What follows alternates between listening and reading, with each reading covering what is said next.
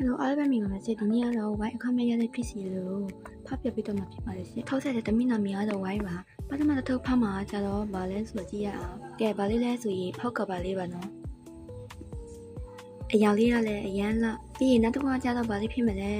နောက်တစ်ခုကျတော့ဗာလေးလဲဆိုရင်မိနာမှာကက်တဲ့ math လေးပါနော်ဝိုင်းရဘာလို့ဒီလားပြည့်စီအများကြီးကိုအလကားရတယ်လဲဆိုရင်ဝိုင်းရီတခါတော့တင်ထားတဲ့ဗီဒီယိုမှာအဲ့လိုခမ်းမရတဲ့ပြည့်စီလေးကိုအကြောင်းကိုပြောပြပေးပြီးမို့လို့အဲ့ဒီဗီဒီယိုတော့ကြည့်ကြပါနော်ကဲနောက်တစ်ခုကကြတော့ဗာလေးဖြစ်မလဲနောက်တစ်ခုကကြတော့ဒီနှခမ်းမကဲတဲ့စဝစ်ချီကခွာလေးပေါ့နော်တေးသေးလေးချစ်စီရလေးကဲနောက်တစ်ခုထပ်ပါကြည့်ကြရအောင်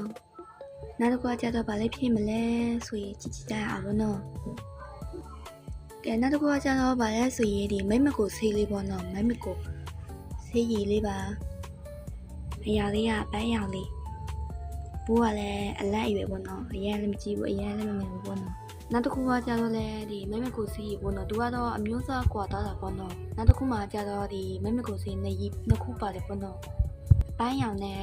အစိမ်းရောင်ဆိုပြီးတော့နှစ်ခုပါလာတယ်ပေါ့နော်ကဲနောက်တစ်ခုကကျတော့ဗာလဲဆိုရင်ကြည့်ကြအောင်ဒါကကျတော့ဝက်ချသမားတွေရှိတဲ့သူတွေတွေ့ဆိုအတက်တော်ဆိုပဲပေါ့နော်ဝက်ချစီသမားတွေတွေ့ဆိုရင်ဒီဝက်ချစီရဲ့ဖူးတွေပေါ်မှာလက်ရုပ်ပဲပေါ့နော်ပြီးလက်စာလေးကလည်းထည့်ပေးထားသေးပါတယ်